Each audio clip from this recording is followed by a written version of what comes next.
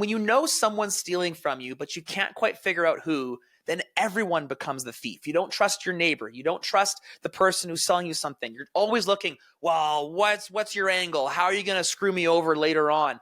And then when you don't trust anyone, you can't build with anyone. You can't actually work. You can't be vulnerable with anyone. As human beings, we're programmed. Our protocol is to be vulnerable and emotional with each other. And the fiat theft removes our ability to be. And so, we are programmed to have a protocol of emotional vulnerability with each other. And we have an unnatural force that is making it very difficult and punitive to be true to our protocol, which just puts a big clog in the wheel. Everything gets messed and bent out of shape. Hello, everyone. Thank you so much for joining me today for another conversation with a Bitcoin psychopath. We're bringing a lot more of them on. You can never have too many. Today we've got Adam O'Brien. He is the founder and CEO of Bitcoin Well, which is a Bitcoin buying and self-custody solution operating in Canada and the USA. And I brought Adam on today because I've been going through Walker's podcast because I love the type of people he brings on. People have good messages to share, freedom focused, why Bitcoin changes the world, like these big picture ideas. And you were one of the people that came in that really just had an awesome perspective I loved. And then like out of nowhere, just like a week or two ago, someone in Stacker News recommended that you come on for and ask me anything on Stacker News. And I run the AMA territory, we call it, on there, basically like the subreddits. And so I reached out and like, hey, I just heard this guy on a podcast. Let's do it. This would be great. And so went super well. Super excited to have you here and just talk about all these crazy things. So Adam O'Brien, appreciate you coming by, man. Yeah, man. Hey, careful what you wish for. You're like opening up a conduit directly from my brain to my mouth, and who knows what's going to come out. So I think, happy to be here. I had a blast on the AMA yesterday. I thought it was great, and looking forward to chatting and getting a bit deeper. I found myself, I don't type too often anymore, to be honest. It's more this format. And I was like writing my messages. I was like, damn, I wish I was speaking right now because I could really elaborate a lot more. But it was great. I was actually a little bit pleasantly surprised at how many, there was engagement, man. There was dozens of questions, which I've done a couple of AMAs with like some IR groups or other ones on Reddit that haven't got a quarter of the engagement. So props to you guys at Stacker News for putting it together. Well done. Yeah, the Bitcoiners love engagement and just connecting, and everyone's stacking sats for it too, which is why Stacker News is super cool, because your engagement pays. And this is something we were talking about before we started like recording, is that these things like Nostr is a perfect example, and Stacker News, and these Bitcoinized versions of the legacy media that we know is bringing this whole new level of passion and engagement and just high quality content from people, because they're now being paid for putting their energy and their life force into this thing. Literally, man. Cool. I set my auto withdrawal to 1 because I'm a savage, and I was like, give it all to me. And which means like literally every time I get zapped on Stacker News now, I'm getting a direct withdrawal to my wallet. Straight to your wallet. I woke up, I probably had a half a dozen, like a few sats, 10 sats here, 15 sats, 7 sats, whatever. And I woke up, just look around. My son had hockey this morning, so we were up super early. And I looked at my phone and I was like, look at all those notifications, getting pennies while I sleep. Thank you very much. It's a great feeling, and it's a great way you can just see it. The people as they converge on these things, once you taste that sweet nectar of sats for your time, you can't go back. There's no going back. It's great. No, it's pretty special, man. It's great. Reddit is old news now, and so is Twitter and all the other socials in terms of Nostr is sucking them all up. Super exciting. Yeah. So I would love to hear your story, Adam. You have a great story. I think it's you've been in Bitcoin for over a decade now, and your path to get in here through the whole debanking shit show. I love your story on that. So could you share a little bit about your backstory? What turned Adam O'Brien from just a happy-go-lucky Canadian into a savage Bitcoiner? Yeah, man. No, it's yeah, I would say I'm like it wasn't a transition from happy go lucky to savage. It just mashed the two together. So now I'm just like I'm happy go lucky and savage. I would That's a say. perfect Bitcoin encapsulation, I would say. Much Yeah. better put. Yeah, man. No, yeah. Listen, you know the meme. It's like what radicalized you, and it's like being debanked from every single major bank in my country for no reason, with no crimes against me, is probably what did it. It became very apparent to me. The first time I was debanked was in 2015, and then it happened very quickly, multiple times after that. Some of it was just like, "Hey, we're not comfortable with this relationship. Here's your money back." The most egregious one was like, we're freezing your mortgage, we're calling your mortgage, we're freezing your money, we're charging you fees. Like it was like, it cost me tens of thousands of dollars to be debanked, and I had no access and no rights. And I think it was that one. I'll never forget it. It was August long weekend here in Canada. My wife and I were walking our dog, get the mail, open the letter. It's like Friday afternoon, and I was like, whoa, this is not good. You are So terminated. yeah, literally, man. It's just like you can kind of see, and that was kind of when it clicked for me, where it was kind of like because what's you got to think, what's the money in your bank? Well, it's just a nod to the efforts and the value that you've done in the past. And it became very apparent to me that all of the value of my past was subject to my current behavior, my desire to participate in the regime, and whether or not someone had a vendetta against me. I don't think I'm that important that it was a personal vendetta. I just think it's like, we know this is a Bitcoin guy and we're not about that life, so let's wax them.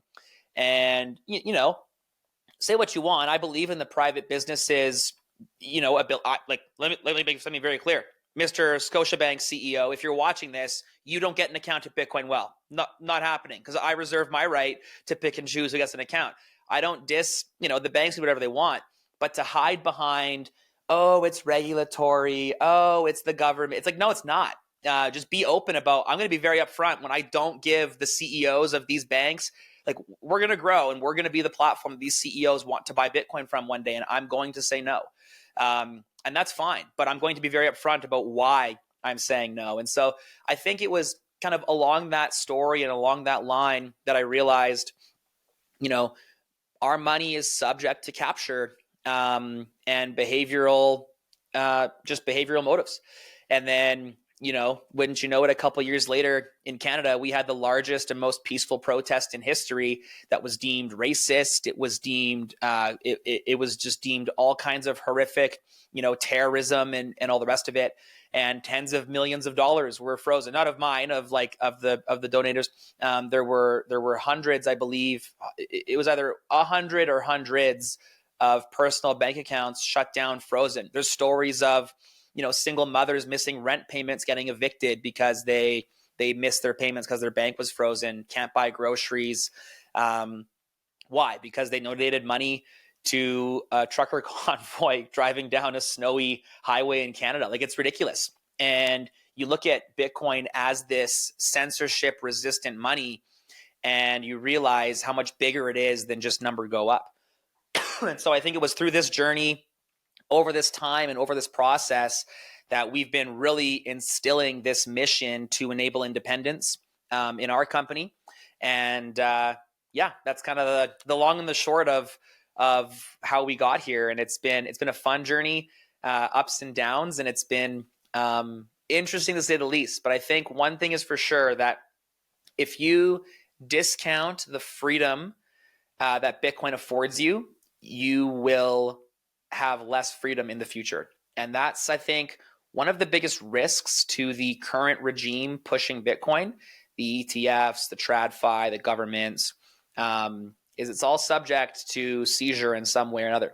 And when you look at Bitcoin as a whole, you consider Bitcoin as money, you think about what money is, really only 15 to 20% of the attributes of money are associated with price.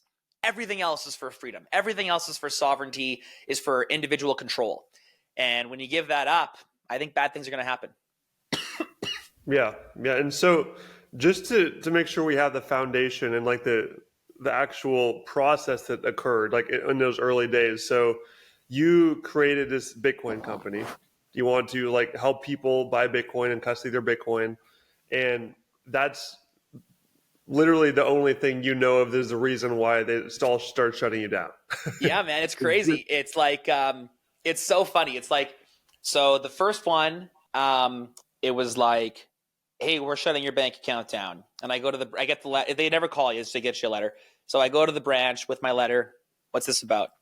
And they're like, oh yeah, it looks like you've been demarketed. It's like, how come? It's like, well, compliance. It's like, well, can I talk to them? No. You can't talk to compliance. Well, can I dispute this? Can I this is quite inconvenient for me now. Is there a path resolution? Well, I could talk to compliance, but I don't know. And it's like, okay. And then, you keep pushing and it's like, well, we see you're operating some Bitcoin ATMs. It's like, yeah. It's like, there's some compliance problems. It's like, well, you haven't even seen my compliance policy. Like, what do you mean? Like, no problem. We're a FinTrack regulated, tax-paying business, all above board, 100% within the legal rights that the beautiful government of Canada has decreed upon us. They've given us a box. We are well within that. Here, let me show you. Oh, no, we don't want to see your compliance policies. This is a compliance problem. It's like, what? Are you sure about that? Because you're telling me there's a problem, and then I'm telling you it's not, and you're telling me you don't believe me, but also you don't want to verify it. This seems a little bit more than just some black box compliance problem. So it was kind of throughout that process. Another hilarious one. So that was specifically with RBC. You're not Canadian, are you? No, I'm from the U.S., but I know some of the Canadian banks you got there, like the Scotia Bank's a big one. Yeah. Yeah, Scotiabank, TD. Like, we basically have 6 in Canada. I'm banned from all 6. And then we have like a little sub tier of credit unions that kind of work with an intermediary on the 6th. And I'm banned from most of those, but one specifically has given me the okay. But they were just bought by one that banned me. So anyways, so then this other one, they go and they tell me, we're going to demarket you. And then so I go back and I try to get another account a few years later. Like, oh, no, you have a 7-year ban on your account. And I was like, oh, 7 years. That's not so bad. So that was actually 2016 that ban was imposed, which means 2023, last year, the ban is lifted. So I'm like, hey, I'm getting a checking account. Like, this is amazing. I'm gonna be able to pay my bills like a normal human being and like maybe get a debit card. I don't know. This is exciting. And so I walk in, got my passport and my ID and like, a paycheck, and I'm like ready to open a bank account like a 12-year-old boy. And we're like going to the room and she's got all the questions. And I'm like, I'm very open about, like, I work for a company called Bitcoin Well, but at that time, like, we're publicly traded. I'm a pleb. I'm just an employee. Like, here I am, I don't own it. Like I own some shares in it, but it's public and that's probably okay. And so whatever. So she's typing on her computer and then she's like, ooh. And then she like leaves, goes to the back room and comes back and is like, well, I've never seen this before, but your 7-year ban was upgraded to a lifetime ban. And I was like, what? Why? Like, I literally haven't done anything in 7 years. Like, how? She's like, compliance, It's just like, after a while, when you hear the charade enough times and you open your eyes, you realize it's probably more than that. And so, again, I believe in the right to pick and choose who you do business with. That's fine. The issue is I cannot buy a car with cash. You need money in the bank. I cannot pay my taxes. Have you tried that before? Have you tried? Yeah, literally. So went to go buy, this is in 2017. My wife and I have 2 kids at that time. We need a new car. It's like, great. Walk into the dealership, pick out our SUV, order it up. I'm like, yo, I'm paying in cash. They're like, no problem. I'm like, dollar bills. They're like, great. We love cash. Perfect. And then it's like 4 or 5 weeks later, whatever, like, hey, your car's here. So I roll in with my backpack and I'm like, here's the money. And they're like, oh yeah, we didn't tell you this, or we forgot to tell you this, but the money has to go to the police for 10 days. And then if the police say it's okay, we're going to, then it's fine. But no worries, because, why would they say it's not okay? And I was like, whoa, whoa, whoa, whoa, whoa. Have you been banned from every bank for reasons unknown? And so it's like, it's little things like that that really make me skeptical of, why do I live in a system that forces me to use a bank account, but then also I have the misfortune of not playing by the rules, so I can't get a bank account. Nothing you're doing is illegal. You just cannot participate in society if you act this way. A little bit like the COVID vaccine, right? You don't have to get it, but you can't go to restaurants, you can't go to school, you can't go to the library, you can't go to the gym, you can't go, can't get on an airplane, you can't leave the country. Don't worry, we're not forcing you to get it. It's just illegal to do, or it's just going to be impossible to be a contributing or enjoyable member of society if you don't. And so it's a little bit of that vibe. We've seen more and more of this throughout our time, especially here in Canada. There's a reason Canada has one of the highest per capita Bitcoiners in the world. And it's because we're subject to this level of, I don't know, I sound extreme when I say tyranny, but it's not far off tyranny at this point. And I think there's a reason why there's some really based people coming out of this country. Yeah, and one of them is Julian Figueroa, who I know that you know quite well. I had him on just a fefew weeks ago. So the Canadian Bitcoiner crew is clearly growing. It's awesome. Yeah, man. No, Julian's wicked. Him, Issa, and I co-founded Get Based in order to awaken the sovereign individual. We are so content to stay in Canada, but we want to make sure that people are here to save Canada. And it's honestly, man, Canada has an opportunity for one of the greatest rises in the world. We're on our way down in the depths, and it might just kick back up. Maybe a couple provinces adopt a Bitcoin standard. Maybe we get enough sovereign Bitcoiners that maybe the Bitcoiners just buy Canada's debt for a couple hundred Bitcoin in a few decades. I don't know what's going to happen, but I think Canada's ripe for opportunity for Bitcoiners, not because we've got a prime minister that's touting, not because we're going to be the easiest legislation to do business in, but because the people here need it the most. And I'm excited and humbled to be, a part of the platforms that are making that happen. It's cool. And that's a great mindset to have too, to really just dig in and defend your homeland, because I know there are a lot of people out there, and sometimes, I understand, of course, but sometimes people just completely leave because it gets too bad and they bail out and go do somewhere else. And for certain situations, like I said, that is, understandable. But the person who really just buckles in even harder and really just dedicates to fighting back and saving their country, I think that's super cool. And that's, I sort of go back and forth on that even myself, because I'm a bit of a nomad just naturally. I'm in Mexico right now. You can see this beautiful view behind me. And I just sort of travel around a lot, but I always want to have a firm foot back in the U.S. and also in my part of the U.S., the Pacific Northwest, which is, Washington, Oregon, where I was born and raised. There's so many problems there, like with Seattle and Portland, and you just kind of walk around the street and you'll see it pretty much.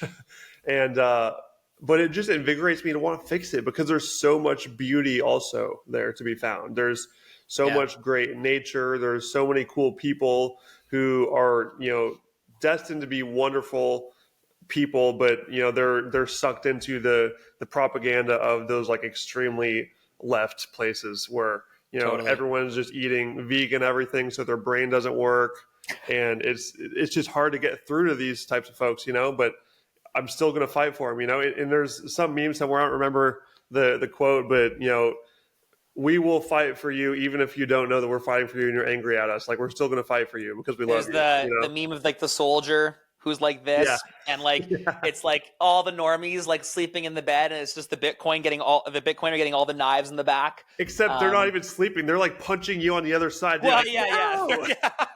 Good point. They don't know that you are fighting the problem that's causing the issues they care about. But that's kind of that's what the state wants, right? Exactly. Have you've seen? I think there's an experiment that was done with some flies. or like ants, maybe like red ants and white ants. Yeah, And yeah, I've if heard of that. you can put them in and shake up the jar, and they'll just like fight each other. They won't leave the jar. Yeah, they'll be That's totally chill beforehand, but as soon as you just give them a little shake, they're like, ah, bad things, totally, and then they and they're start fighting fighting. each other. Yeah. And that's a perfect, I think. Yeah, it's a perfect metaphor for what we're working against, which is this unseeable, kind of invisible force that is pitching right versus left. Like the political charade is horrible. Like you look at the, what electing a leader should be.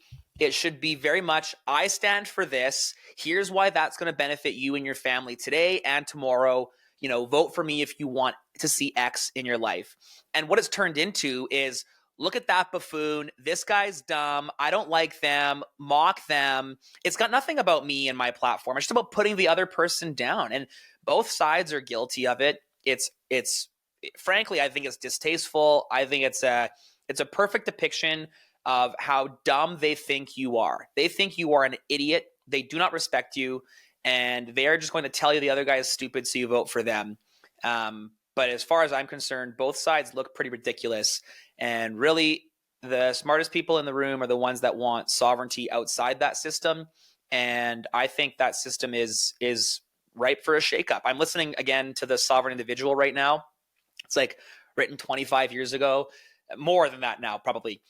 Talks about kind of the transitions of society from hunter-gatherer to an agricultural society to the industrial society to now the information society. And keep in mind, it's written in the 90s, pre-Y2K. It's like written at a time, the very early kind of inception of the information age. And it is bang on with what's going to happen today. And, I'm not in it yet, but there's, at the end of it, there's uplifting parts. And it's just like, because you read Atlas Shrugged and you just feel bad. And then you read The Sovereign Individual and it's like, there is hope in the world and I'm bullish on the future. And so, yeah, man, back to your comment about countries. My wife and I, about a year ago, started having this discussion. We were like, hey, the schools suck, the food sucks, the money sucks, the weather sucks. Like, what are we doing? What should we do here? We're lucky we can build a team for Bitcoin well anywhere. And we made, but her and I both grew up here in this city. We're plugged into a church here. Our kids have friends here. I've got lifelong friends here. And so we kind of chose community over convenience, I guess. And, I kind of came to the realization, no matter where we go, we are going to be subject to the same problems later on, or we're going to have to build something else. Like, you move to Costa Rica right now, it's like, it's fine. It is, government's going to leave you alone. You're going to pay low taxes. You're going to, you're with some other like developing nation, but there's not very good services. Like, you're not really feeling that great if you break your arm. You're not feeling that great about the water that's pumping out of your tap. It's pretty inconvenient. Like, the infrastructure sucks. And like, there's no DoorDash or skip the dishes. And I look at that and I'm like, okay, well, what do I want to build? If I've got to build anyways, I got to build something no matter what. Do I want to build infrastructure that already exists, or do I want to build a nation of independence that my grandkids can grow up in? And that kind of felt a little bit more important. That felt a little bit more noble, certainly, but also more in line with what I want to see in the world. Like, don't get me wrong, I'm an avid DoorDasher, but I don't necessarily care to be building up the infrastructure to support a convenient lifestyle. I care to be activating Bitcoiners in my city, activating small Bitcoin communities that understand federations and Nostr and censorship-resistant protocols, and giving the people access to money, to their money, through self-custody of Bitcoin. That gets me fired up when I think about what it's the legacy I'm leaving for my grandkids. It's like they're going to have a super comfortable time here in Alberta because of the hard work I'm going to do and we're going to do. And then my kids are going to continue. And then my grandkids are going to continue. We're an independence family, and we're independence maxis.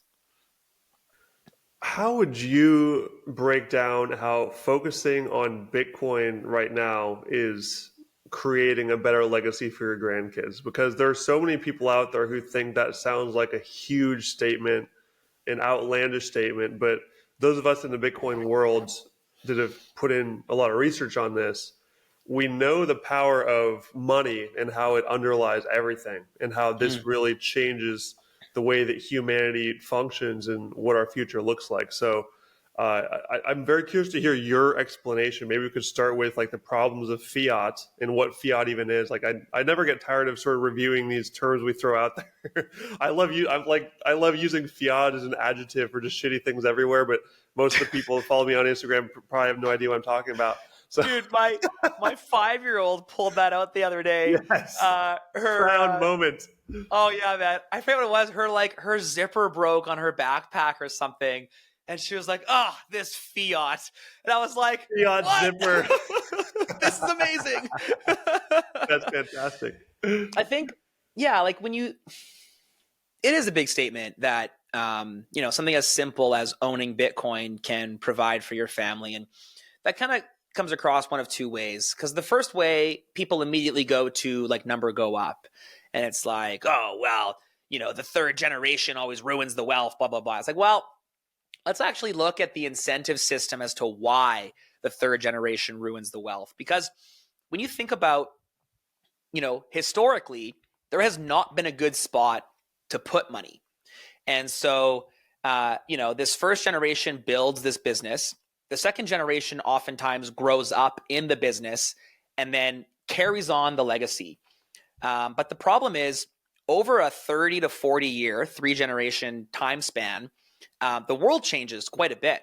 And so you've got this third generation tasked with carrying on 3 generations worth of processes that are incredibly outdated, they've not been taught to innovate. They've been taught simply to maintain. And in a fiat world, maintenance is death, because the maintenance of your value is constantly being devalued by free printed money. And so this third generation takes something on. They're way behind. Like, that first generation had the foot ahead of everyone in innovation and starting something new. And then that third generation is tasked with the impossible task of maintaining a dinosaur in a world built for horses. And unfortunately, they just don't. So the third generation kills it. And if you think about that in comparison to Bitcoin, if that first generation is putting their profits into Bitcoin, then that second generation, who's typically tasked with growing something, has the opportunity to do more of the same, but also lower their time preference and start thinking about the future. They're not worried about maintaining just to get by. They now have this cushion, this Bitcoin cushion behind them, so they can think about what the future is going to look like. It affords them more of an innovation mind space to be able to say, all right, I know I'm covered for 5 to 10 years. I better start planning for 15 to 20 years. And then that third generation grows up with the luxury of knowing that 15 to 20 years are taken care of. And they can they're being taught to plan. They're not being taught to simply maintain whilst their values being eroded from them. So you think about from a business perspective and generations, passing down the line, it's quite encouraging to think that simply by putting excess money into Bitcoin, rather than trying to, scramble on the fiat treadmill, that's going to help things. And then you think about it from simply a mindset perspective, because that's just because, number go up. But as I said earlier, like Bitcoin is so much more than just number go up. The number one thing that Bitcoin has taught me is low time preference. And like we instill this into our kids. Like you ask my 8-year-old about his time preference, he's going to rattle off, like he's internalized this. He understands delayed gratification, but time preference is so much more than just delayed gratification. It's like inducing pain to have exponential gratification. And so you think about this concept of time preference and how disincentivized you are from the charade of innovation. Right now, we innovate to sell future promises to future investors. What does the world look like if we innovate to provide future value to future customers? That's a world that I want to live in. That's a world that I'm optimistic about for my grandkids. And you get off of this, look at Apple burning billions of dollars on a car that's literally never going to see the light of day. They just shut it down and kind of repurpose the people. It's like, how many years? And that feels bad for the workers. Like, imagine dedicating your life as a mid to high level programmer, IT at Apple, and knowing that the last 2 to 3 years of your efforts are just, didn't make sense actually. It's like, but when you mark that against fiat, against a dollar that constantly loses your value, it's like, well, what else were we going to do with the money? Like, we had to try something. But if you have now a monetary system and something of value that you can put that into instead, that historically returns 60%, 65% a year, the benchmark for trying new things is all of a sudden pretty high. It's like, well, is this going to, like, the benchmark is 65% return. Is this going to return 65? Unlikely. Well, then what are we even talking about? Why are we wasting time here? And so you've got that confidence in the future that enables you, again, to plan for the future, to be hopeful for the future. And you can feel it in places like I was just in El Salvador, and you can feel the optimism in the sky there. El Salvador is still miles behind, decades behind any semblance of a first world country.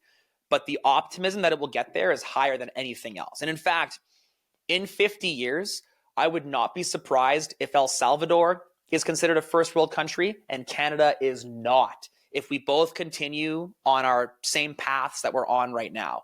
And when you think about that and that what that does on the macro psyche of a society, you realize, oh, it's just money. No, it's not. It's optimism for the future. It's the confidence that the value, the work that you're putting in today is going to be there and valid tomorrow. And that's something that's deep and ingrained in our souls. It's like money is decreed by God in the Bible. Like, it's a big deal. And I think that we discount it. We've been trained to discount it. We've been trained to give that power away. And that ends with Bitcoin, which is cool.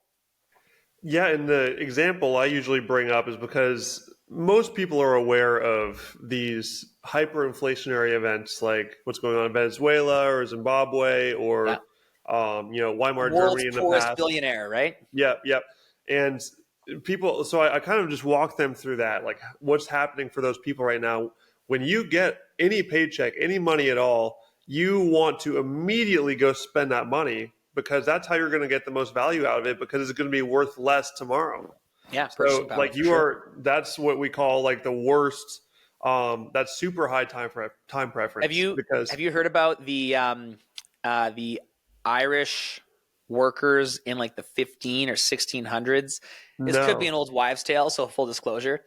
But the boys used to go out after work and they would buy all of their beer at the beginning of the night, because by the end of the night, the beer was more expensive due to like the inflation of their monetary system at the time. So they were drinking warm, stale beer at the end of the night, but it was worth it because the warm, stale beer held more value in that time frame than their money, what they were trading their time for.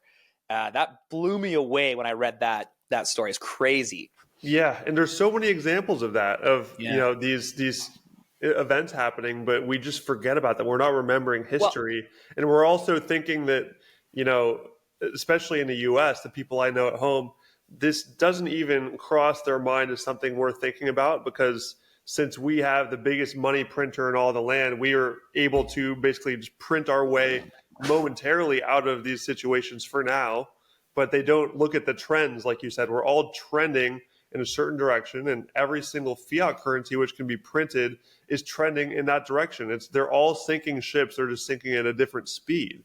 And those people that are in that mindset of like, I need to buy immediately, buy now, and like they are not thinking about the future. Like you You said, can't. You're yeah, not only are you disincentivized from, you're punished if you do. yeah, This now we're seeing it. The punishment get so deep. This is what's causing the real estate problem in North America, without question. People with mass amounts of wealth need to put the money somewhere. It has to go somewhere, and that inflates all other prices. We just happen to choose real estate because it's relatively durable, and the government figures that out, and they're like, "Oh, what should we do here? Let's tax it." It's like, okay, so now we're just leeching more money out of the system. And as money gets leached, it has to continue. Like that leaching doesn't stop; it only gets exponentially worse. And then we add, now there's an inheritance tax, and in Canada, we're talking about generational mortgages, taking on more debt to be able to run it through. More leaching, more leaching, more leaching.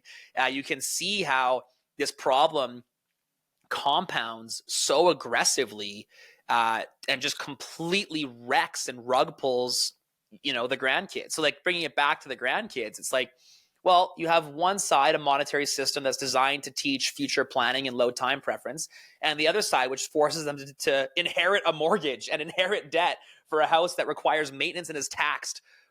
Which is the better system? Like, just when you think about it for 85 seconds, you just understand how dumb this existing monetary system is. But it's in the textbooks. It's what's normal. It's what we're used to. It's what daddy government told us is good. And if you don't agree, you're a bigot and a racist, and I hate you. and you're losing your bank accounts. You got to go buy your car with cash. Literally. But then they're going to give it to the police, and who knows what's going to happen then. It's craziness, and it's like you were mentioning there. The solutions that are always proposed is some more government intervention, some more taxes, some this. And the most classic one of all time was the Inflation Reduction Act, where we printed money to stop inflation. So it's just literally the clearest example of like you're just creating more of the problem to try to fix the problem. And that's all the government does. But they have unlimited power to do that and to propagandize people because they can pump money into them through the media as well to push this messaging to lie to people. And there's no restriction on them.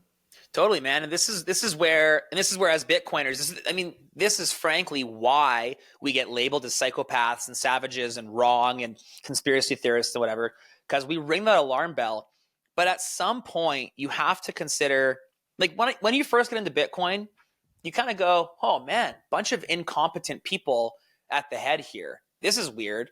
And you doubt yourself, bit of imposter syndrome. Like, am I missing something? Like, I can't be smarter than everyone here, am I? And then you cross the path to realize that the people in charge are actually quite smart. They're just evil. No, I'm sorry. You're talking about people in charge in Bitcoin? In government, in the fiat system. You realize they're actually quite smart. They're just evil. And there's too much deemed incompetence to, like, there's too much mental gymnastics. There's too much lack of logic. It goes too deep. And this is where we start to get, crazy is you start talking about a system that actively wants to wreck their citizens. But I was thinking about this last night. My wife and I went to go see Wicked last night, which was 10 out of 10. I thought it was amazing. And I tweeted, I was like, actually, I think still in the movie theater. And I was just like, Wicked is a Bitcoin movie. Because it's like, it goes through this prospect of the government nurturing this powerful individual, giving her everything she wants, trying to make this big thing. You're going to meet the wizard. You're going to meet the wizard. Then this individual meets the wizard and the wizard's like, oh, are you as powerful as me? Blah, blah, blah. Let's give you a test to see if you're as powerful. And then she does all this magic stuff. And it turns out it was all evil magic. And then she's like, I'm not evil. I don't want to do this. She soars away. And the government over the loudspeaker of the nation is like, this witch is evil. She's doing all this evil stuff. It's bad. And I'm watching it like, this is Canada. It's like, this is the Western world right now. And lucky for us, what the the fictional Wicked Witch of the West doesn't have that we do is we have a monetary tool. We have the once in a societal life altering tool to take that power back, opt out of that system peacefully. We don't have to pick up a gun. We don't have to put our lives at risk in the same way that our ancestors did and some people still do. We get to, trade our value for Bitcoin, something that can't be controlled. We get to put governments in competition with each other and create a free market political system. And we get to have optimism for the future. And that is very bullish. Yeah, and one of the things you just mentioned there, which I think is important, is that there's a spectrum of libertarianism where some people say there should be no government at all, like anarchy is the best. And some say that, some government is fine, but it should be very limited and it should operate within a free market where, like you said, sovereign individual thesis where people can move around to where they're treated best. It's more of like a business environment. And, I haven't even decided fully like where I want to plant my flag in that spectrum yet. I'm still sort of learning and sort of letting things happen and watching as the world changes. I think that there's a lot of different factors to keep in mind, but I think that the one thing that everybody should be able to agree on is that we should not have a system where governments have unlimited power through a money printer to steal from people from inflation. And that is like something that like I really try to drill in, and which is why I love another fellow Canadian who I'd love to talk to, Jeff Booth. He talks about this a lot. He's really just focuses on inflation. He doesn't get into the super toxic, crazy arguments. He really focuses on that. And I think that is something that most people out there, even though sometimes they aren't aware of how it's happening or what exactly is happening, they know that things are getting more expensive. So it's really just walking them through the steps of understanding that, the Big Mac isn't 10 times more valuable than it was 10 years ago. Your dollar is 10 times less valuable. It's losing value. Totally. It's bleeding out. It's the other side of the equation that people aren't fully understanding, the thing you're actually buying the stuff with. And that is an important connection to make, and I think a really powerful way to get more people on board to what we're trying to get through here. Yeah, man. And you can look at it like, I like to look at things in hours to consume. And, really your hours to consume should go down as you get more skilled and as your hour gets more valuable. But frankly, speaking in like a gas, like it actually goes up, like from a gas, a food, a shelter perspective. Generally speaking, most Americans, most North Americans are going to have to work more hours throughout their life to afford the same things as when they were, a 16-year-old part-time grocery bagger. And that's a sad reality that I think, again, Bitcoiners understand and know we have the opportunity to escape from. And I think that probably as Bitcoiners, we do a bad job with the messaging. There's a toxicity that's crept into Bitcoin that I think is a net negative. Because ultimately, I think that Bitcoin calls us to be humble and respectful. And I think that's a positive. I think we all want positive things for society and humanity broadly. And I think that, I think about my little girl walking around, and I think about the man that she's going to marry one day and have beautiful children with that carry my bloodline. And also, her husband's bloodline. And I just want that to be a nice man. I don't want that to be a mean man. And I want my grandkids to be nice, not doormats that someone walks on, but also welcoming individuals that show God's love and that show love broadly. And I think that Bitcoin could go a long way. Bitcoiners could go a long way adopting that mindset. Why do you think Bitcoiners are having so many babies right now? It's everywhere. Like, dude, every week we see more popping up on Nostr and Twitter. Just like, these people have so much more hope for the future and just like exuberance around, strengthening their bloodline, becoming a mother, father, grandfather, grandparent. And it's really interesting because this sort of ties in what we were talking about earlier. Like, why are we always talking about the money? Why are we obsessed with the money? This is a good example of where, just changing the form of money that you hold really changes your time preference, like you mentioned as well.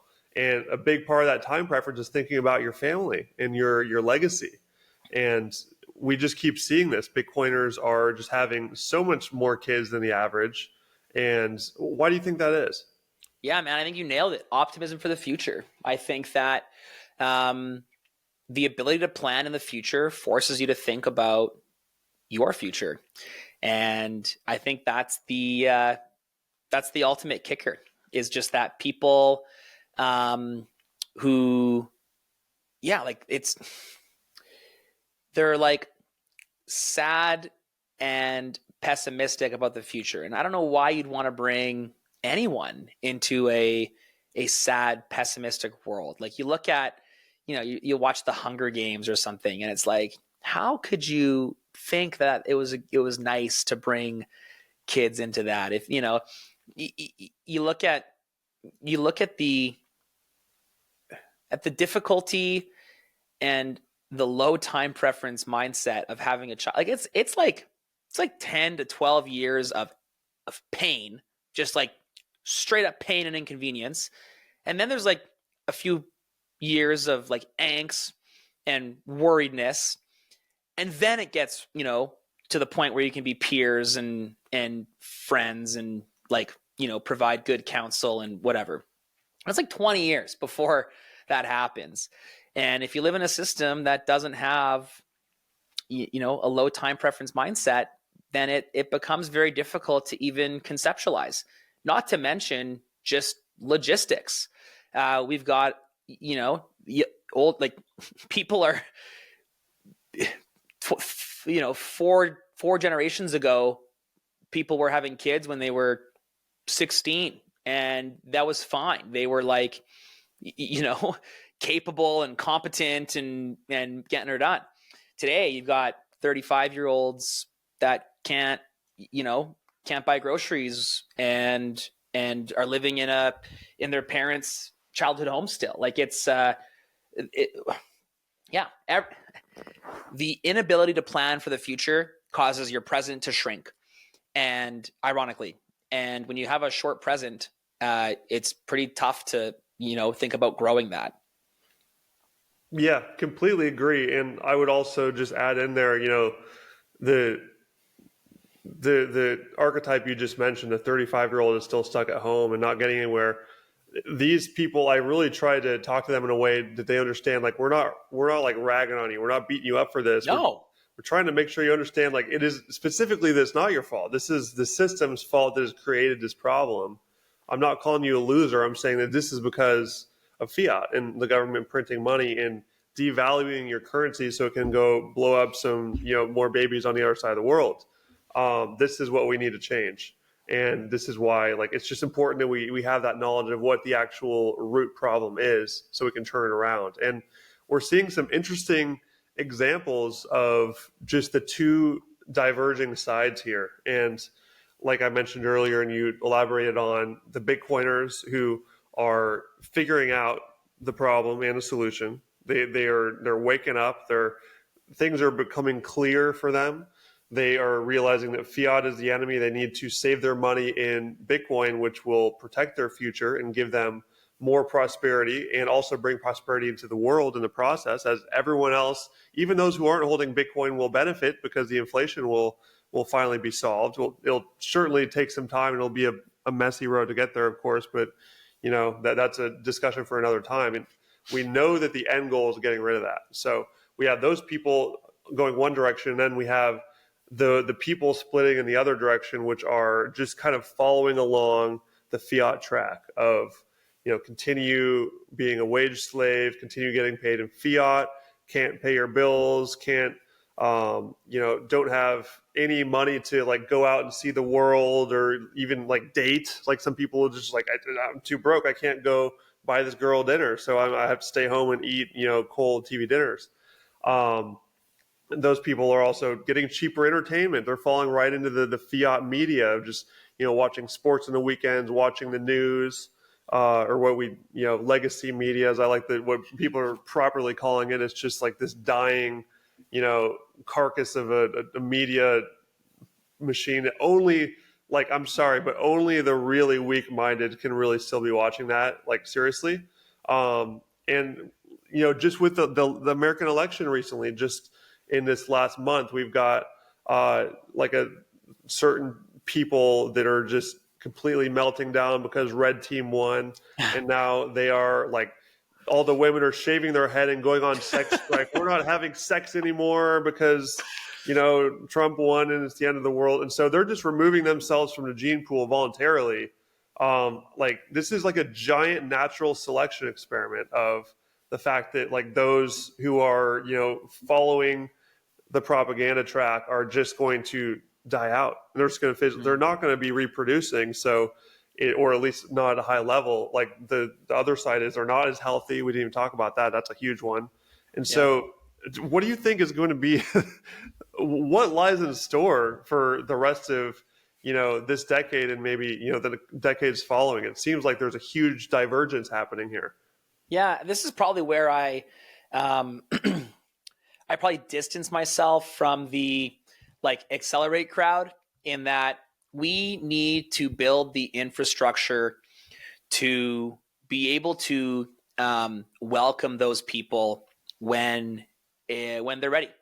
And frankly, I think that I do not fault those people for fighting for the ideology that they believe in. That's what I do, right? I've got the arrogance to think that I know better than they, and they've got the arrogance to think that they know better than me. One of us is right. I'm trying just as hard to bring them into the system that I believe to be better, much like they are. And so I feel, coming from that perspective, I feel bad that they've been tricked so poorly. I feel bad that they're under such brainwashing. I feel bad that they don't have the same optimism for the world that I do, or the same, capabilities of the future that I presume I will have, and that my family will have. But what I do know is that inevitably, them, or that type of that person specifically, or a structure thereof, is going to have to come, to the Bitcoin team eventually.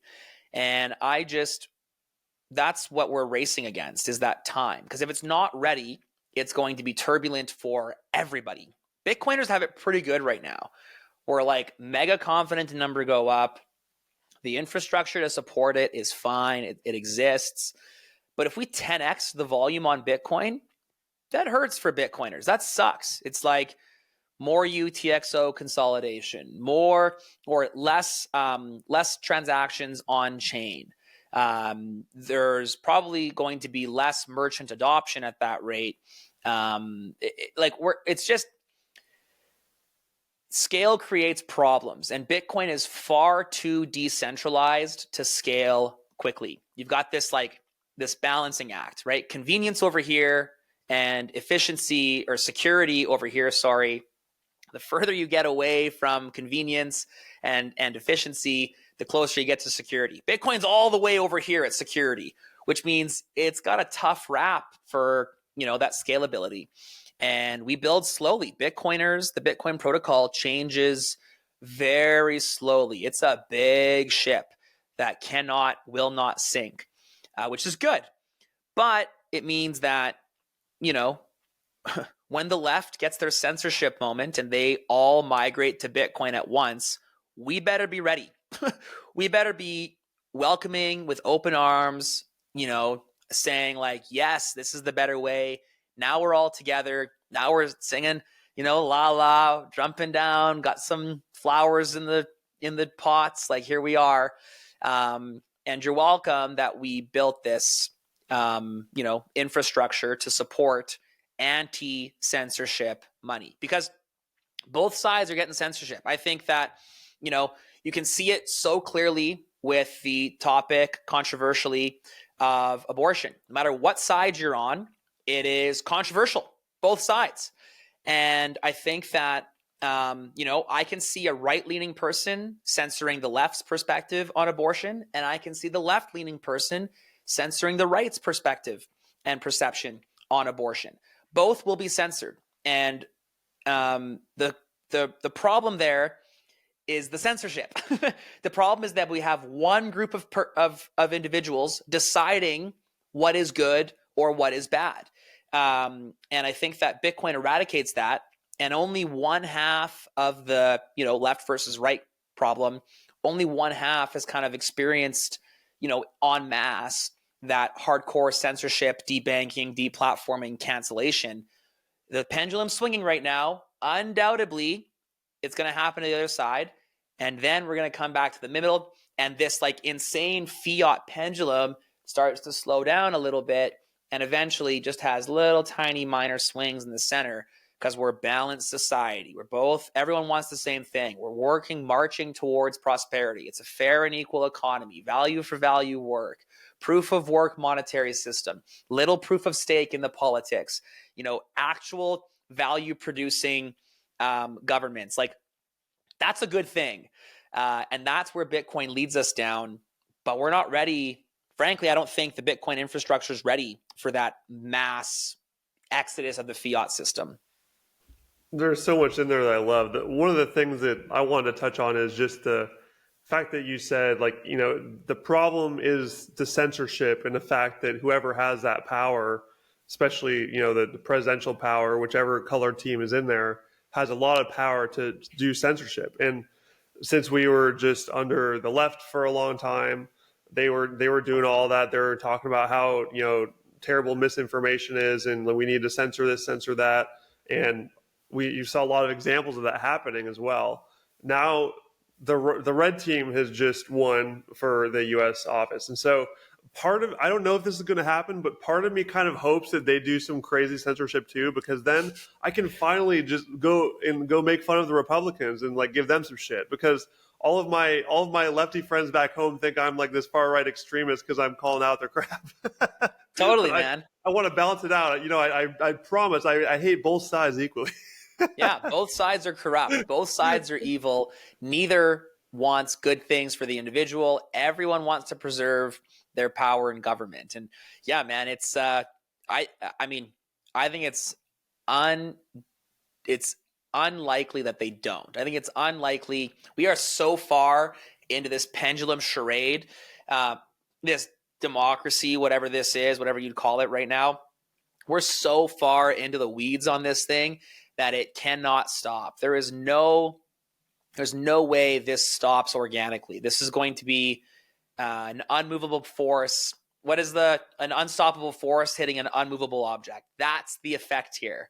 And Bitcoin is the unstoppable force. And, you kind of hope that the government is not an unmovable object. Personally, I don't think they are. I think they're very movable. I think that they are working on a structure of quicksand, and Bitcoin is the foundation for a society that's going to ultimately bring just benefits in ways that a fiat ecosystem never could. Yeah, and I think that there are just so many, and you mentioned the Wicked movie earlier, which is like a Wizard of Oz spinoff. That analogy of the guy behind the curtain, the master behind the curtain, whatever it was. Yeah. Who it's just, there's so many facades of them being this ultra powerful force in the government. They can just control everything all the time. And that is true right now, but only because they have the money printer. As soon as you get rid of their ability to print unlimited money, all of a sudden it's just a bunch of meat bags that are, sitting in a congressional office. So it's funny though, because we all talk about, the money printer and removing their ability. No one's taking away their ability. And this is the craziest thing. They're going to keep printing. They're going to continue. The money printing will not stop. It will never stop until I don't know, the state disappears. Like Venezuela is still printing. It's just the things coming out are just worthless, and everyone's kind of like, look at the dog chasing its tail. Like, what an idiot. And the craziness is that there's there's a subset of people that are going to remain in that system, and like that's what we want to eradicate. We want to remove the people from that system and kind of help awaken them to the better world. Quit chasing your tail. But worse than that, quit following the dog that's chasing his tail, and that's training you to chase its tail, because that's not the way. Yeah, 100%. And that's a really good point. Is like, they're not just going to, see, oh, Bitcoin's here now, so we're going to stop printing. they're going to print forever, man. To death. They're going to print forever. That's like their only real tool that they have, and they're going to ride it into the ground. And that's why, and I think a lot of people who are, on the right side, the red side here in the U.S., they have incorrect, is they think that since Trump won, there's going to be like this total like fiscal responsibility. Nah. And I just don't see it. Like, who knows what they're going to try to do, but the cat is so far out of the bag, and this is such a deeply ingrained debt-based system. And we have data from his last time in office, and guess what he did? He printed money. Yeah, man. We already know that's going to happen. It really doesn't matter who's in there. Mm-hmm. It doesn't matter who's in there. You're forced to print, or you're going to have piles of joblessness and blood on your hands. Trump cares a lot more about his legacy than he cares about you as, social security number 1, 2, 3, 4, 5. And frankly, he's going to print to preserve the legacy 10 out of 10 times. He'll say the right things to get in office, and he'll do the right things. And I think it's a net positive that someone who's independently wealthy is there. You don't have a Nancy Pelosi situation, making $250,000 a year, retiring with $250 million portfolio. That's good, right? We're probably going to have a little bit less corruption, fiscal corruption anyways. But it's still an evil system, man. It's still a system designed to centralize power and remove power from the common man. And I think the world's a better place when the common man is at least in control of his own life. Yeah, and one of the analogies I know you've used in your past episodes is, rules without rulers, and Bitcoin is gravity. I really like that. You talk about that. Could you elaborate on why you connect Bitcoin as gravity, or why it at least should be? Yeah, it's a protocol-driven monetary system, and everyone is subject to it. And I'm not even talking about Bitcoin at this point. I'm talking about just the protocol of life. Maybe even better than gravity would be oxygen. Doesn't matter what side of the aisle you fall on. We're all breathing the same air. We're all breathing O2. Our lungs require O2. That's the physics of the world. O2 in, CO2 out, like math, right? Like, you learn this when you're 1 second old. You're taking in that first breath. You let out a big scream. O2 in, CO2 out. Our bodies are programmed to do it. It's protocol. Doesn't matter who you are. You're getting it. Well, the same is true of the physics of the monetary system.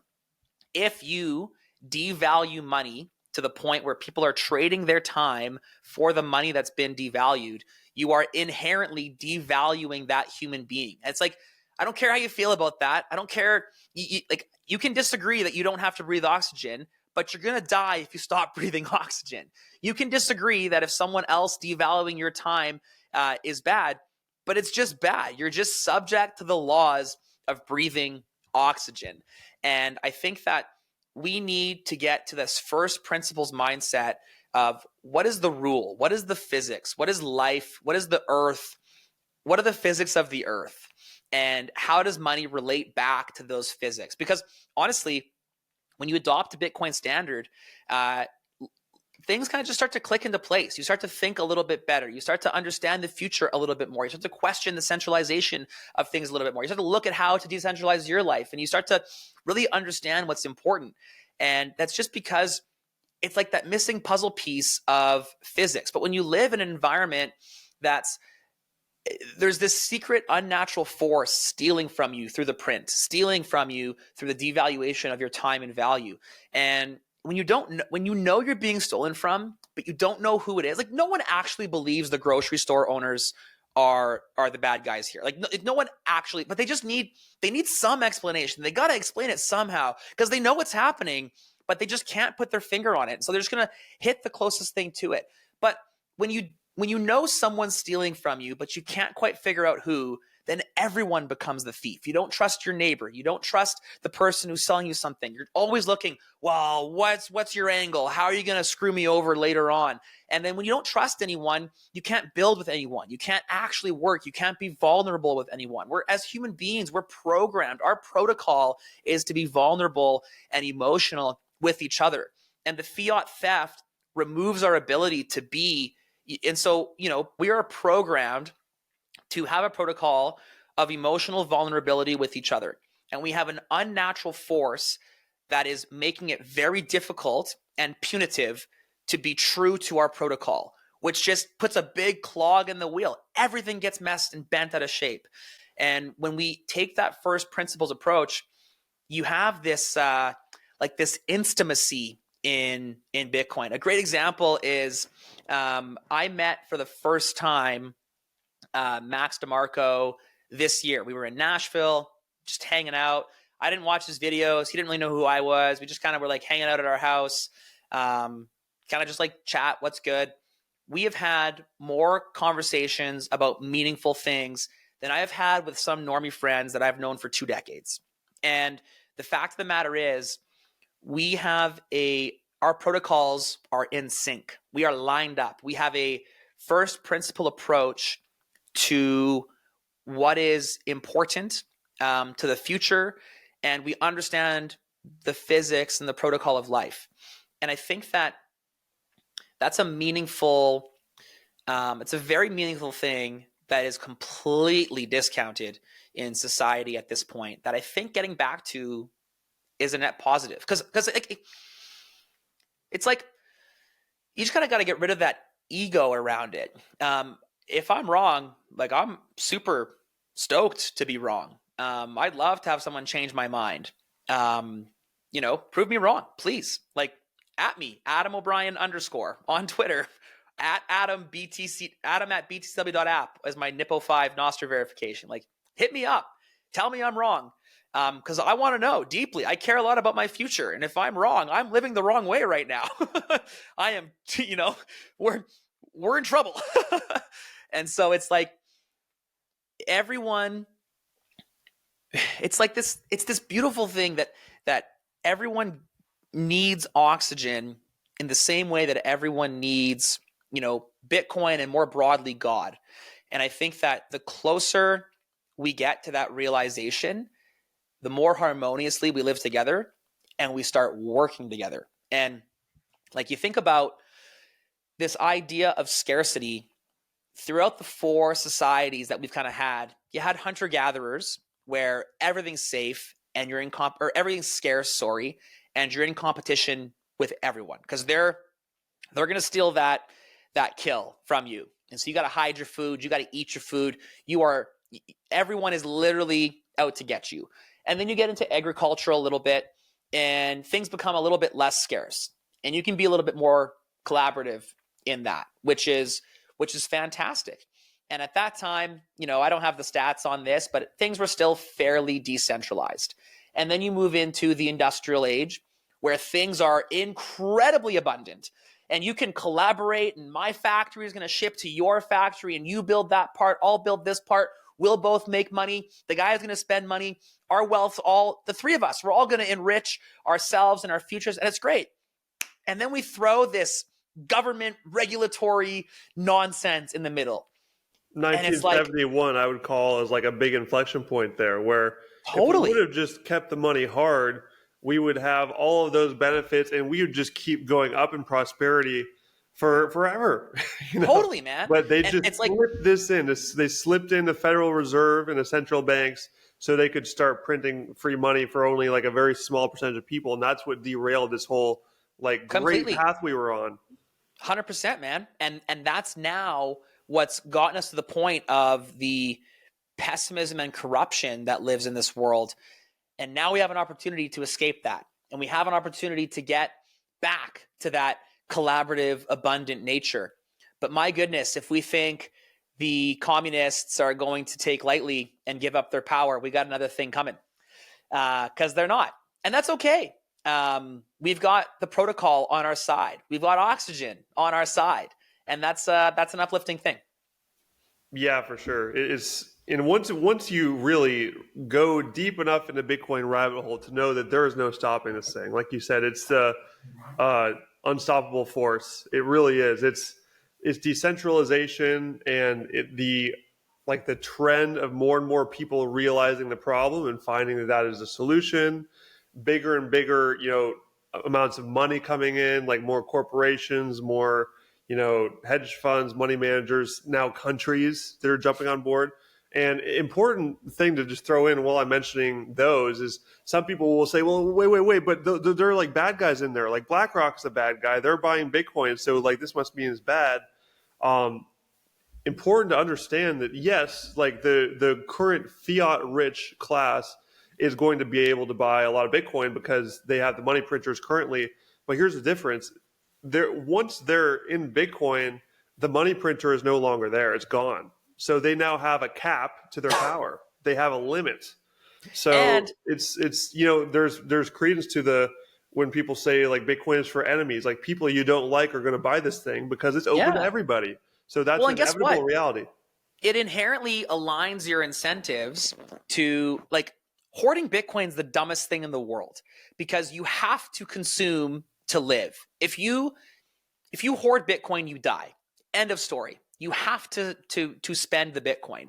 And so what that's going to do inherently is, to your point, they still get to win, right? They can print into oblivion and stack all the Bitcoin. If all the Bitcoin was in, a few hands, and universally we agree that Bitcoin is the number one, then if I provide the best value, I'm going to get the second most amount of Bitcoin. And then you have an opportunity to provide even more value than me. And then that transfer will go to you, and then third party, and then fourth party, and then fifth party. And we're all now providing greater value. Society as a whole is that, yes, there is still some winners, but they'll couple generations, couple centuries down the line, that will all even out, and the value will flow to the person and the people and the individuals that are providing the most value, which is the world we want. We want people incentivized to provide the most value. It's offensive to me that the people who win the fiat game are not the value producers. That should be offensive to all of us. I love that. And this is a good transition for one last question before we start talking about Bitcoin while wrapping things up, is this idea that money is the root of all evil, that rich people are bad. What do you do, or how do you explain that to people when they say that, the whole world is controlled by money? It's like this dark force that makes bad things happen. What do you say to that? Yeah, I actually probably would agree with that. But it's not that money is the root of all evil. It's that the love of money is the root of all evil. And the love of money is only there because it's the single greatest controlled variable in our lives. If we had fair and rule-driven monetary system, I believe that there would still be people who are inherently greedy, trying to cheat to accumulate. But those cheaters would not get as far on the long term. And I think that when we look at a society that is incentivized to provide value, you realize that value preservation and providing value means enriching the lives of individuals. You cannot be evil and enrich someone else's life. It's like that's oil and water, right? Back to the rules. There's a protocol. That's like, you don't get to mix those two things together ever. And so right now we are stuck in a system where when you love money, when you are you're kind of forced to cheat to love money right now. You're kind of forced to hurt someone else in order for you to get ahead. And that is evil. Hurting other people is evil, without question. And so I don't believe that Bitcoin is evil in that way because the incentive system that's wrapped into all that is inherently inducing good things. It's inherently giving us more positivity in the world.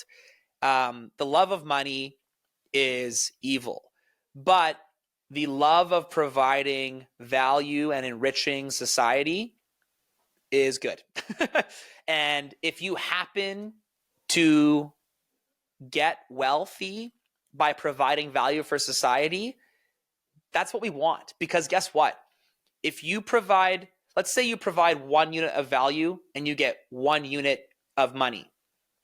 Well, then if you provide 2 units of value, you get 2 units of money. And we want the money to go to the people that provide the most value. Because when I provide value, it makes your life better. And when you provide value, it makes my granddaughter's life better.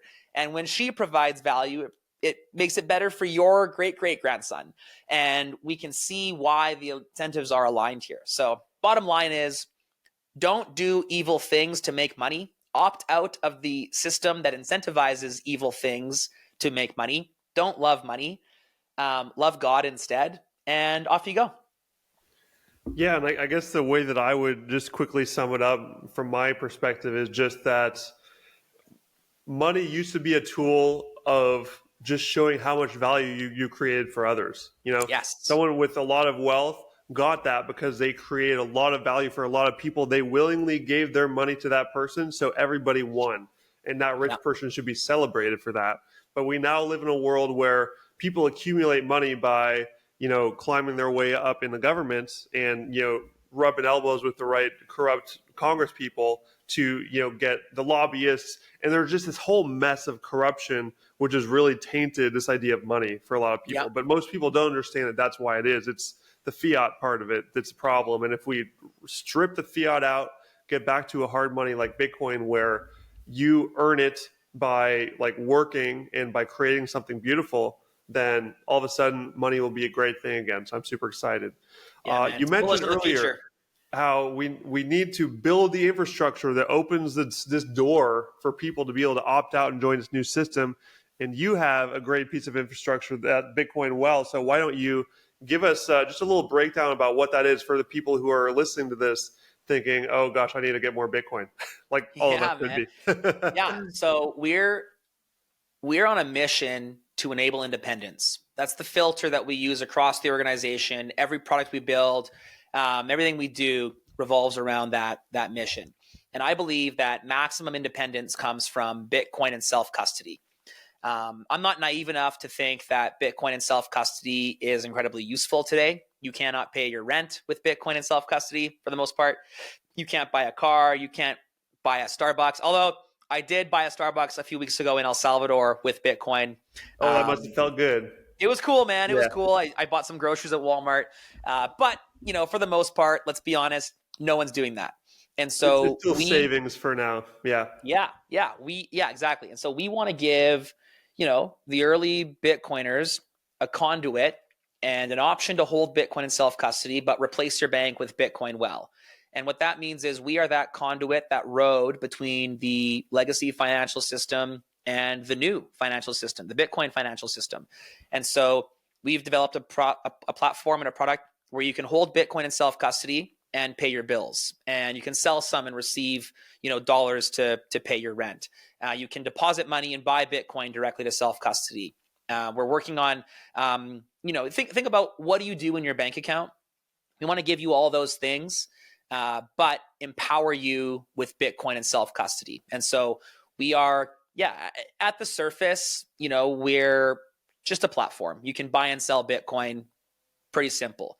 You go a level deeper, you realize that we're completely self-custody focused. You cannot leave funds on Bitcoin Well. We are non-custodial through and through. And then you go a level deeper and you realize that Bitcoin and self-custody becomes a useful tool where, I love to hear this, and I've heard this so much. People say, I used to only be able to, stack 5% of my income because it was too difficult or too long to get out of Bitcoin and then into fiat. But with Bitcoin, well, I can stack 25% because I can pay my credit cards with Bitcoin, because I can pay my bills in Bitcoin, because I can send Bitcoin to my, like, I literally pay my yard maintenance guy, I pay my cleaner, I pay everyone in our kids' babysitter. They all get paid Bitcoin. A recent barber at the barbershop, I got him to download Cash App so I could send him Bitcoin. It was great. Boom. Yeah. And that's the vibe, right? And so we want to create that infrastructure for early Bitcoiners to give them, I guess, the luxury of living on a Bitcoin standard before the world is ready to be on a Bitcoin standard. Yeah, helping more people be early, because we are super early now. We're going to continue being early for many more years, probably decades, I would say. And I would also throw in there that I pulled up the Stacker News AMA because I wanted to remember the answer. This is the question I asked you was, what is the biggest order you ever got? And you said someone bought 20 million in one order through you guys, which is crazy. $20 million worth of Bitcoin. Let me set the stage here, because when you're a custodial platform, moving 20 million bucks is meaningless because it can all be undone. When you are sending Bitcoin externally and someone sends you a $20 million, like, that is a stressful situation because Bitcoin is not undoable. You don't get to mess that up. So it was like, there was 3 of us all independently confirming the address, all of us working together to make sure that it's good, letter by letter, not just like, first 6, last 6, it's good, right? No. I'm confirming all, 40 integers that are there, letter by letter, capital A, like the whole works. And you push send, confirm by the client, off you go. And dude, like how empowering for that individual, how empowering for that person to know that they have like significant amounts of money that cannot be messed with, that nobody can confiscate, that I can go corrupt tomorrow and I cannot touch him. You can put a gun to my head and that person's money is safe with them. That's cool, because that's not true of Coinbase. That's not true of, obviously, FTX. It's not true of, virtually any other platform in the world. And I love that about our platform. We're maximum independence. We are, call ourselves independence maxis. We're so much bigger than just a Bitcoin maxi who's like an angry street preacher. Have fun staying poor. Cry harder, loser. You'll get Bitcoin when you deserve it. Screw off. That's not us. We are like independence maxis. We want independence for everyone. And, independence is so much more than just the price. Beautiful stuff, man. I love it. Where can people go follow you and Bitcoin Well? I'm pretty active on Twitter still, Adam O'Brien _. You can get me on Nostr. I'm a NIPO5 maxi, so I just go adam@btcw.app. If you search that on Nostr or adam@primal.net, you'll get my Nostr profile there. For Bitcoin Well, I encourage you to go to bitcoinwell.com. If you're in Canada or the USA, we're the only non-custodial platform in the USA. We're making a big push to help Americans get into self-custody. This is the hard path. This is the harder way to build a platform, and we're committed to doing this because I believe it's super important. If you align with that mission, let me know. I want to work with you. I want to get you testing the product. I'm debanked in Canada. We don't have any Americans on the team. We don't have any banking infrastructure in the US, so we're flying blind here. And so if you can help us test, if you can help us, we're building a product right now. I'm kind of maybe jumping the gun here, but you're going to be able to deposit your paycheck into Bitcoin Well and then receive Bitcoin in self-custody automatically. And we're working with a couple of customers right now who are actively testing this for us, finding the bugs, finding the problems, helping identify and fix the user experience. And so if you want to be a part of that, hit me up on Twitter, DM's open, and let's change the world together, man. Join the mission to enable independence. It's our life's work. And you heard it here first. If you have a rich friend trying to buy a fat stack, then Adam will go through with the magnifying glass, checking every character. Dude, I will personally verify again. My dopamine center is pretty shot. I've been spending way too much time on Twitter, and getting the podcast realm. My audible speed is 1.7x. Oh, I'm in that's download mode. rookie speed, dude. We gotta step those numbers up. You got to get to 2x no matter what. But I will personally calm myself down, get that magnifying glass, and verify your self-custody address. No questions asked.